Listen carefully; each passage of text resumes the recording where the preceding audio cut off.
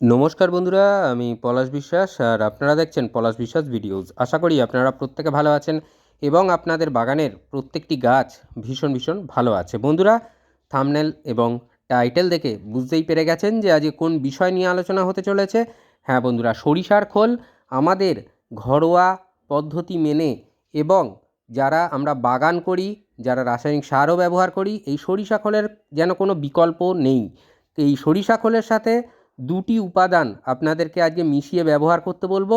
নিজেরাই আপনারা পরিবর্তন দেখতে পাবেন যে কিভাবে আপনাদের গাছগুলো বেড়ে উঠছে, প্রত্যেকটা গাছের ডাল ঝোপালো হয়ে যাচ্ছে, তার পাশাপাশি আসছে অসংখ্য পরিমাণে ফুল, সেটা জবা হোক, সেটা বোগেনভিলিয়া হোক, সেটা শীতের ফুল গাছগুলো হোক, কিংবা যে কোনো গাছের ক্ষেত্রে যে সমস্ত ফুল ফল সবজি সব গাছের ক্ষেত্রে আপনারা ব্যবহার করতে পারবেন। সমস্ত গাছের ক্ষেত্রে দারুণ রেজাল্ট পাবেন এবং তার থেকেও বড় কথা, যারা সরিষার খোল দুর্গন্ধের কারণে ব্যবহার করেন না, আজকের যদি তারা এই পদ্ধতি মেনে যদি সরিষার খোলটি পচান এবং ভেজাতে দেন, ডিকম্পোস্ট করতে দেন, তাহলে দেখবেন দুর্গন্ধ কিন্তু 90% থাকছে না। অর্থাৎ যখন আপনারা কেবলমাত্র দেবেন গাছের গোড়ায়, তখন হয়তো সামান্য একটু আসতে পারে, কিন্তু সেটাও থাকবে না।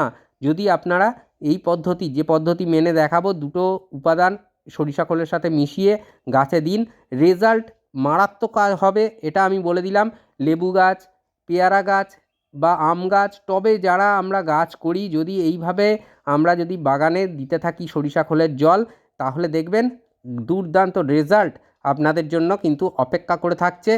একবার দিয়ে দেখুন কি হয় এই সার। আর হ্যাঁ, এই যে তরল পদার্থ বা তরল জৈব সারটা দিয়া দেখাবো, তো সেটা আপনারা কতদিন দিতে পারেন? 10 দিনের ব্যবধানে ব্যবহার করবেন, অর্থাৎ মাসে 3 বার দেবেন। তাহলে দেখবেন গাছ ভরে যাচ্ছে অজস্র ফুলে, গাছের চেহারা দেখবার মতন হবে। তো একটুও স্কিপ না করে সম্পূর্ণ ভিডিওটা দেখার অনুরোধ রইল। যারা নতুন ভিউয়ার্স তাদের জন্য বলে দিই যে প্রতিদিন সন্ধ্যে 6টায় বাগান সংক্রান্ত ভিডিও আমার চ্যানেলে আসে, তাই একটুও স্কিপ করবেন না। চা পাতা, এটা অব্যবহৃত চা পাতা, মোটামুটি কোম্পানি অনুযায়ী কম বেশি থাকে। তো যেটা ব্যাপার সেটা হচ্ছে, দেখে নিন 33 গ্রামের মতন থাকে, 33 থেকে 35 গ্রাম বা 40 গ্রাম অবধি আপনারা এই চা পাতা ব্যবহার করতে পারবেন। যত লিটার তরলে আমি এটা দেওয়া দেখাবো, তাহলে বুঝতে পারছেন যে কতটা পরিমাণ চা পাতা, অব্যবহৃত চা পাতা আপনাদেরকে নিতে হবে। তো সেই রকম একটা কন্টেনার বা বালতি নিয়ে নেবেন। আমি 10 লিটারের একটা বালতি ব্যবহার করেছি, সেখানে 5 লিটার পরিমাণে জল আমি কিন্তু নিয়েছি। সেই 5 লিটার জলে আজকের সরিষার খোল, চা পাতা এবং আর একটা উপাদানও থাকবে, কারণ সরিষার খোলের সাথে দুটো উপাদান আমি বলেছি, সেটা দেখাবো যে কীভাবে মেশাতে হবে বা ভেজাতে হবে। তো সবার প্রথমে চা পাতাটা আমি দিয়ে দিচ্ছি। চা পাতা, অব্যবহৃত চা পাতা ব্যবহার করলে গাছের কিন্তু দুর্দান্ত রেজাল্ট আমরা পেয়ে থাকি, কারণ প্রচুর পরিমাণে নাইট্রোজেন থাকে, 1 2 কিছু মাইক্রোনিউট্রিয়েন্টও এর মধ্যে বর্তমান।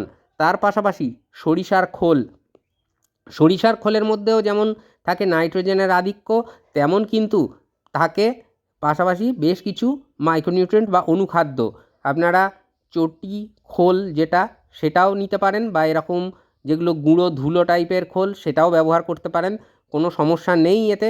এবারে বলে দিই যে 5 লিটার এই জল নিয়েছি, 5 লিটার জলে কতটা পরিমাণ আপনারা নেবেন। সরিষার খোল নিলে মোটামুটি 200 গ্রামের মতো আপনারা কিন্তু এই সরিষার খোল নেবেন, কারণ যে 5 লিটার জলে তো এটা ডিকম্পোস্ট করছি, কিন্তু কতটা পরিমাণ জল আমরা নিয়ে ব্যবহার করব সেটা কিন্তু ভিডিওর মাঝামাঝি আমি দেখিয়ে দেব। এটা জাস্ট 5 লিটার জল, তার মধ্যে যে যে উপাদান যত গ্রাম পরিমাণে নিতে বললাম, ঠিক ততটা পরিমাণই নেবেন। খুব বেশি নেওয়ার দরকার নেই, 200 থেকে 250 গ্রাম সরিষার খোল নিলেই হবে। তার জন্য তার পাশাপাশি ওই 35 গ্রাম মতন চা পাতা আপনারা নিয়ে নেবেন। 35 থেকে 40 গ্রাম হলেও কোনো অসুবিধা নেই। তো সেটা লুজ আকারেও কিনে নিতে পারেন, তবে ধুলো চাটা নেবেন না। ডাস্ট চা কখনোই ভালো কাজ দেবে না। দানা চা, যেটা সিটিসি চা বলে, সেটা নিতে হবে, বা পাতা চা যদি আপনারা ব্যবহার করেন সেটাও করতে পারেন, কোনো সমস্যা নেই, তাতে আরও ভালো রেজাল্ট আপনারা পাবেন। তো এই যে মিশিয়ে দিলাম, মিশিয়ে দিয়ে ঢাকনাটা দিয়ে বন্ধ করে দেওয়া হলো। এই ঢাকনা দিয়ে বন্ধ করে দেওয়ার পরে আমরা এটাকে রেখে দেবো 3 দিন থেকে 4 দিন আমরা পচাতে দেব। পচে যাওয়ার পরে দেখুন এখানে কিন্তু এই মগের কন্টেনারে আমি 4 লিটার সাধারণ জল, 1 লিটার করে ধরে 4 মগ জল নিয়েছি 4 লিটারের। তো 4 লিটার জলে এই ডিকম্পোস্ট হওয়া সরিষার খোল এবং চা পাতার যে মিশ্রণ সেটা আমরা ভরবো। কতটা পরিমাণে ভরবো সেটা আমরা নেব 2 লিটার। তো তাহলে বুঝতে পারছেন 4 লিটার সাধারণ জল, 2 লিটার এই সরিষার খোল ও চা পাতা পচানো যে জল সেটা আমরা নিয়ে নেব। তো যেভাবে দেখালাম, আর কখনোই ব্যবহৃত চা পাতা ব্যবহার করবেন না। অব্যবহৃত চা পাতা যেটা নতুন প্যাকেট এরকমই ব্যবহার করবেন, নাহলে কিন্তু রেজাল্ট আপনারা সেভাবে পাবেন না।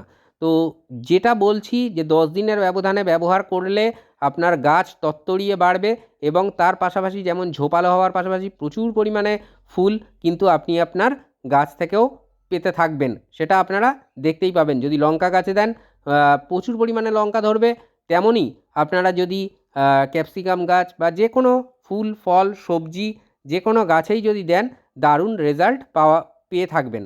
তো দেখুন 4 লিটার যে সাধারণ জল তার সাথে 2 লিটারের সরিষার খোল পচানো জল নিয়ে নিলাম। কালারটা দেখলেই বুঝতে পারছেন যে কতটা তরল বা কতটা পাতলা হতে হবে। তো এই রকমই আপনাদেরকেও বানিয়ে ফেলতে হবে গাছের জন্য। আর বাকি অংশটা আবার ডিকম্পোস্ট হতে থাকুক, কোনো সমস্যা নেই। এটা আমরা ডিকম্পোস্ট করতে আবার ছেড়ে দিলাম, কারণ প্রত্যেকটা গাছে এই সরিষার খোলের ব্যবহার কিন্তু খুবই গুরুত্বপূর্ণ। তো এটা যেটা দেখছেন এটা ক্যালসিয়াম নাইট্রেট। এই ক্যালসিয়াম নাইট্রেট আমরা কিন্তু মিশিয়ে দেব। প্রত্যেকটা গাছে বলেছি দেওয়া যাবে। ক্যালসিয়ামের ঘাটতি পূরণ করবে এই ক্যালসিয়াম নাইট্রেট, এবং ক্যালসিয়াম ও নাইট্রোজেনের মিশ্রণ আছে এতে। দারুণ রেজাল্ট, ম্যাজিকের মতন রেজাল্ট কিন্তু আপনারা পেয়ে যাবেন এই জিনিসটা ব্যবহার করার ফলে। তো মোটামুটি 6 লিটারের টোটাল তরলটা তৈরি হয়েছে। 4 লিটার সাধারণ জল, তার পাশাপাশি দেওয়া হয়েছে 2 লিটার সরিষার খোল চা পাতা পচানো জল। তো 4 লিটার তরলের মধ্যে আমরা দিয়ে দেব 2 টেবিল চামচ পরিমাণে এই ক্যালসিয়াম নাইট্রেট। তো 2 টেবিল চামচ পরিমাণ ক্যালসিয়াম নাইট্রেট আমরা দিয়ে দেব এবং জলের সাথে খুব দ্রুত দ্রবীভূত হয়ে যায় এবং গলে যায়, তো মিশে যেতে পারবে খুব সহজেই। সেই কারণে এই ডিকম্পোস্ট হওয়া তরলের মধ্যে আমরা কিন্তু এটা দেব এবং 10 দিনের ব্যবধানে দ্বিতীয়বার আমরা দেব। তার মধ্যেই আপনারা রেজাল্ট পেয়ে যাবেন যে কতটা পরিমাণে আপনাদের গাছগুলো ঝোপালো হচ্ছে। আর অবশ্যই এটা যেটা বললাম বন্ধুরা, আপনারা ব্যবহার করতে পারেন 10 দিনের ব্যবধানে। আর যাদের গাছ সিন্ডারে আছে, যেমন গোলাপ গাছ বা ট্রপিক্যাল জবা, এগুলো অনেকে সিন্ডারে করেন, সিন্ডার বা ঘেঁষে, তারা কিন্তু এই তরলটা সপ্তাহে একবার করে প্রদান করবেন। যেমন আমার এই গোলাপ গাছটা দেখুন আমি বসিয়েছি এই বছরেই, তো এটা সিন্ডারে আছে, কত পাতা ছেড়েছে দেখুন। একবার জাস্ট এই তরল দেওয়া হয়েছে, এটা দ্বিতীয়বার পুনরায় আমি দেব। কতটা পরিমাণে দিতে হবে, যদি সিন্ডার মিডিয়া থাকে তাহলে আপনারা 250 থেকে 300 ml পরিমাণে আপনারা কিন্তু দিয়ে দেবেন, আর 10 বা 8 ইঞ্চি টবের ক্ষেত্রে। আর যদি মাটির মিডিয়ায় থাকে তাহলে আপনাকে এই তরল মোটামুটি 10 বা 12 ইঞ্চি টবের জন্য 500 ml করে আপনাদেরকে প্রদান করতে হবে। অর্থাৎ 1 লিটার তুললে দুটো 10 বা 12 ইঞ্চি টবে, দুটো টবে হবে। এরকম বুঝে আপনারা কিন্তু দেবেন। এবং জবা গাছ থেকে শুরু করে গোলাপ গাছ, বাগানবিলাস, যে কোনো গাছে ম্যাজিকের মতো কাজ করে থাকবে এই সরিষার খোলের সাথে মেশানো 2টি জৈব তরল এবং তার পাশাপাশি একটি রাসায়নিক যেটা ক্যালসিয়াম নাইট্রেট। দারুণ কাজ করবে, দারুণ কাজ করবে। নিজেরাই ব্যবহার করতে পারবেন, কারণ পলাশ বিশ্বাস তার বাগানে যেটা করে থাকে সব গাছে দেয়, সেটাই কিন্তু আপনাদের সামনে তুলে ধরে।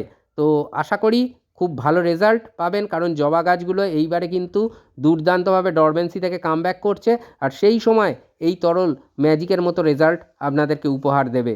তো পরপর পরিচর্যার ভিডিও আসতে থাকবে প্রতিদিন সন্ধ্যে 6টায়। তো চোখ রাখবেন অবশ্যই পলাশ বিশ্বাস ভিডিওতে, এবং সহজ উপায়ে সহজে আপনারা বাগানটাকে করতে পারবেন। তো আজকের মতো এ পর্যন্তই। আবার আসবো আগামীকাল নতুন কোনো গাছের পরিচর্যা বিষয়ক ভিডিও নিয়ে। ততক্ষণ সকলে সুস্থ থাকুন, মানে সহজে বাগান করুন। আর হ্যাঁ, একটাও গাছের পাতা কিন্তু হলুদ হয়ে ঝরে পড়বে না, কুঁড়িগুলো হলুদ হয়ে ঝরে পড়বে না যদি এই তরল আপনার গাছ সেবন করে। তো আজকের মতো এই পর্যন্তই। খুব ভালো থাকবেন সকলে বন্ধুরা, সুস্থ থাকবেন। আর প্রত্যেককে বলছি বাগান করুন, কারণ আমাদের কথা ভেবে তো অবশ্যই আমাদের ভবিষ্যৎ প্রজন্মের কথা আমাদেরই কিন্তু ভাবতে হবে। প্রত্যেককে বাগান করার জন্য অনুরোধ করব, যাতে মন ভালো রাখার পাশাপাশি জীবনদায়ী অক্সিজেনটাও আমরা সংগ্রহ করে ফেলতে পারি। তো এইটুকুই থাকুক, আবার আসবো আগামীকাল খুব ভালো থাকবেন, সকলে সুস্থ থাকবেন, আর অবশ্যই মন খুলে বাগান করতে থাকুন। তো হ্যাপি গার্ডেনিং বন্ধুরা, নমস্কার, খুব ভালো থাকবেন সকলে। আর অবশ্যই কীরকম বাগান হচ্ছে, যারা মেসেঞ্জারে ছবি তো পাঠান, তাদের জন্য অসংখ্য ধন্যবাদ, অনুপ্রেরণা যোগায় আমায় আগামী দিনের গাছের পরিচর্যাগুলো করার ক্ষেত্রে। নমস্কার, হ্যাপি গার্ডেনিং।